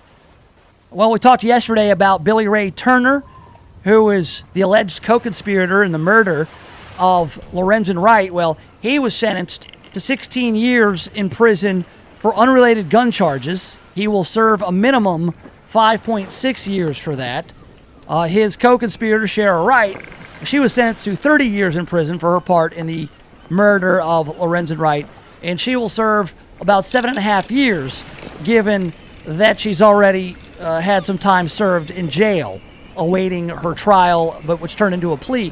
But now we've got Shara Wright's records in jail show more than 50 disciplinary incidents. She is serving the 30-year sentence. But when you go into her records, WREG, our friends over at Channel 3, obtained a 206-page report that contains every time Wright's behavior was noted before she took her plea deal. She was first incarcerated on January 10th, 2018. Her first issue was documented on March 10th, 2018, when she was caught passing notes to other inmates. She was given a warning, but it was a sign of things to come. She was cited 7 times that month, and her behavior would get much worse. May 2018, guards say Wright got naked and flooded her cell, pushing the water into the day room and yelled, "I'm going swimming, y'all." She was trying to get people to think she was crazy or something. She also frequently had disputes with prison officials. On October 5th, 2018, documents state Wright began dancing and yelling disrespectful things to guards during a strip search, including, "You could have at least thrown me some dollars." 3 days after that incident, Wright was deemed mentally competent to stand trial, although she had appeared in a red jumpsuit to indicate discipline for poor behavior. She did not get the insanity plea that she was looking for. The incident slowed after she was deemed mentally fit. 30 of the 51 reports happened before her mental evaluation was announced, but she wasn't a model inmate moving forward. She became irate over not receiving medication. She began screaming and cursing at guards. So she was not a very good inmate. So I guess my question would be, the time served that she gets knocked off her sentence, do they also consider that it wasn't with good behavior? Isn't that part of parole? Or any kind of, time off your sentence is with good behavior? Because she hasn't shown good behavior in her time served. I mean, shouldn't that be a factor? I doubt it will be. But so she's going to do her 7.5 years or whatever it is, and it doesn't seem right to me. Hey, the University of Memphis has named a new athletic director. That's right. He will replace Allie Prescott, who was the interim athletic director, who was the interim director in the absence of Tom Bowen. President David Rudd announced that Laird Veach is the new director of athletics. Laird Veach. That's some name. That's a name that you're always going to say twice. If your name is Laird Veach, if you introduce yourself to somebody, Laird Veach. Huh? Say it again. Laird. It's not a common first name. So Laird Veach has served as Executive Associate Athletic Director for Internal Affairs at University of Florida. Before that, he was the Deputy Athletics Director and Interim Director of Athletics at Kansas State. So, hey, I like the hire. I don't know anything about him except his name is Laird Veach and, what he's done most recently. It seems like Memphis is a good spot for guys who maybe have done the Deputy Athletic Director job at, say, a bigger program, and they come in, and that's just the way it works for Memphis. You probably will never have heard of a guy who comes into this job before he takes it, because it's a move up. It's a move up. Maybe he'll be here for a long time. I don't know what his aspirations are as far as being an athletics director. That said, President David Rudd says Laird's a perfect fit for the university and for our city. As a former student athlete, he brings a unique perspective and a wealth of experience at some of the nation's leading athletic departments. And so that just sounds like, hey, find a welcome for an athletic director and cut and paste. Good luck to you, Mr. Veach. Wow, the first human case of West Nile virus for 2019 has been detected in Shelby County. That's no good. That's why you got to keep those gutters cleaned. Just Windows Home Services can help you.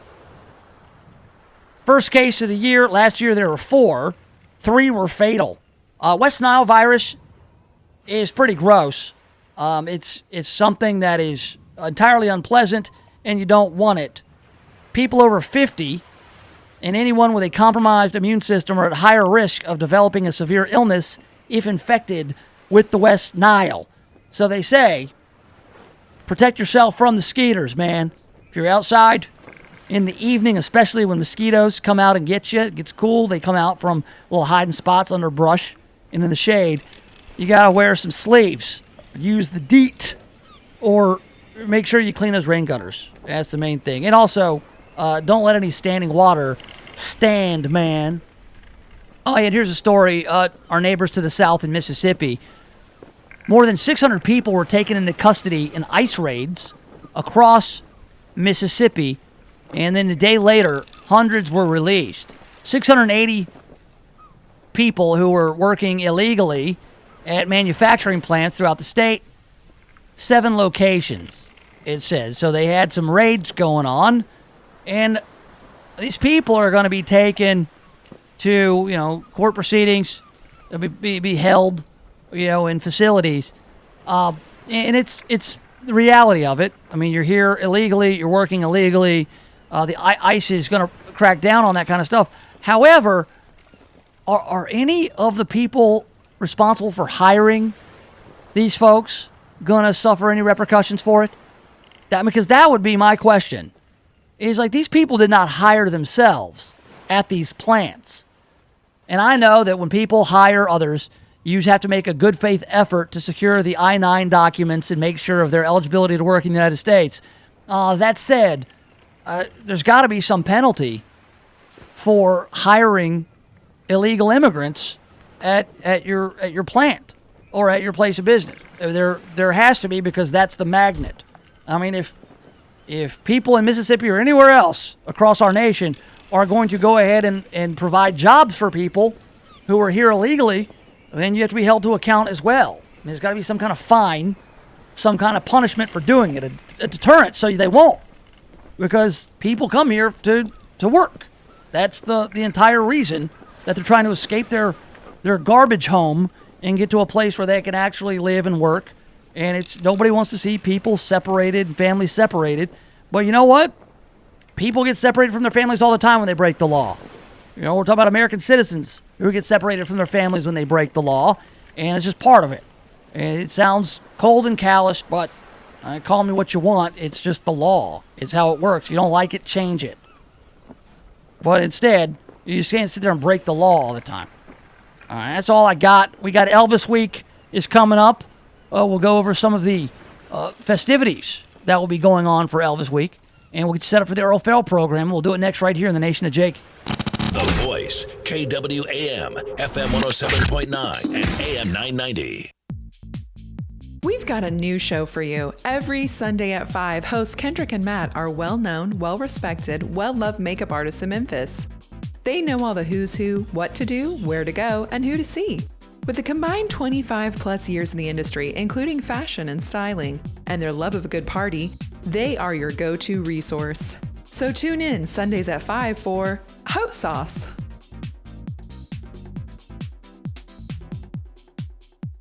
When's the last time you looked at the windows in your house? Not through the windows, but at the windows. Really looked at them. There's dirt, streaks, buildup, smudges, fingerprints, paw prints, spider webs, dead bugs. There's little white speckles. I have no idea what they are, and who knows what else. Now, cleaning all the windows in your house makes a big difference, but it's also a big job. That's why you need Just Windows Home Services. Just Windows has been taking the pain out of window cleaning since 1992. Just Windows cleans all types of windows, storm windows, screens, skylights, interior, exterior, upstairs and down. Now, I know I told you the company is called Just Windows Home Services, but they do a lot more. Roof and gutter cleaning, pressure washing, mirrors, blinds, ceiling fans, light fixtures, chandeliers. Look, if you've got hard to reach areas of the house, then you need Just Windows Home Services. Call for a free estimate, 751-3934. That's 751-3934, or get them online at justwindowsmemphis.com. That's justwindowsmemphis.com. If you're in need of a professional cleaning service that takes your business as seriously as you do, call Jan Pro Cleaning Systems today. They understand how important it is to establish and maintain a professional image. That's why they offer the Jan Pro Signature Clean and the Jan Pro Guarantee. From regular scheduled cleaning to the tough stuff like stripping and waxing, buffing, carpet extractions, and detail cleaning, Jan Pro does it all. Call today for a free, no-obligation quote. 901-683-4900. Insured and bonded for your protection. Jan Pro Cleaning Systems. Measurable cleaning, guaranteed results. If you're thinking about buying or selling a home, stop. Don't do anything until you talk to my man, James Underwood. James Underwood has been helping people like you navigate the Mid-South real estate market for more than a decade. So whether you're looking to buy your first home or you want to upgrade to your forever home, James Underwood can help make it happen. No gimmicks, no guarantees, just a rock-solid guy that I've known for 25 years. So now, if you're looking to buy or sell a home, hit up James Underwood with CryLike. JamesUnderwood.crylike.com. That's JamesUnderwood.crylike.com. Karen and the staff at Turnage Grocery remind listeners that more local veterans will be returning home soon. These heroes have elite military training and valuable professional skills, and they need jobs. They're one of the most highly trained assets an employer can have. It's easy to tap into this large workforce. Just contact your local Veterans Employment Representative or Disabled Veterans Outreach Program Specialist. That's from Turnage Grocery in Burleson, serving the community since 1951. They're thanking our troops, wishing them Godspeed home, and reminding all to hire smart and hire vets.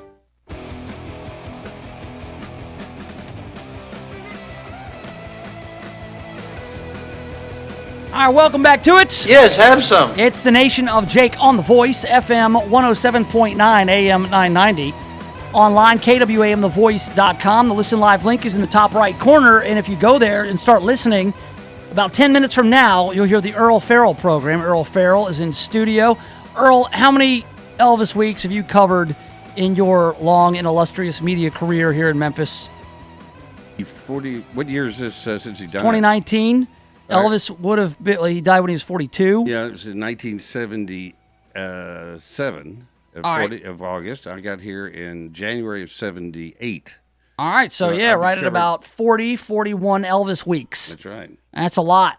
That's a lot. You get out and do any of the stuff? You go to the vigil? You go into the shows? Now, I kind of go by there just to see what the crowd looks like now. But when I was working in television, I was there every year for Elvis Week, and you had the Elvis beat for his birthday.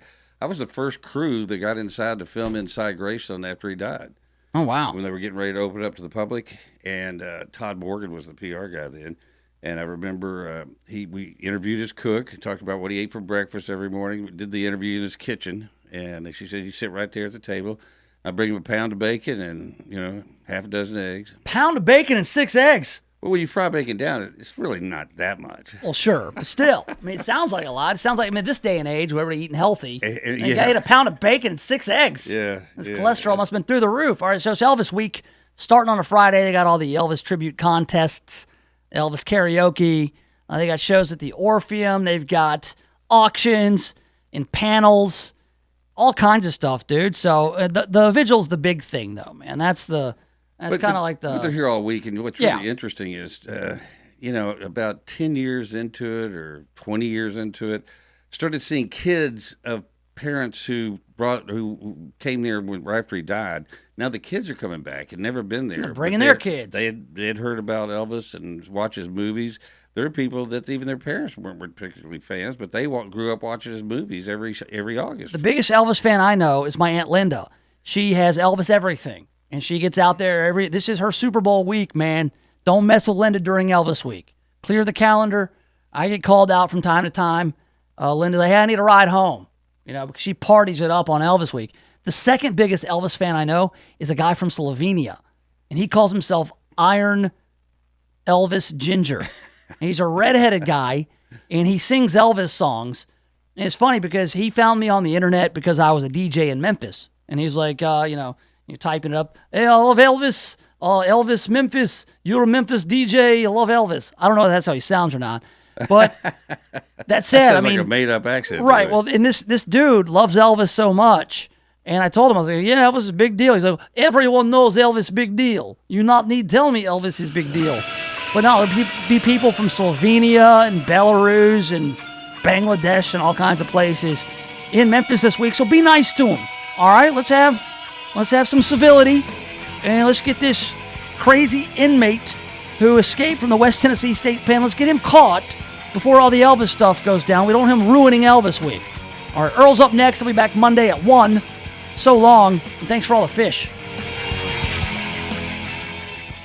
The Mid-South station with the most local talk and CBS News at the top of every hour.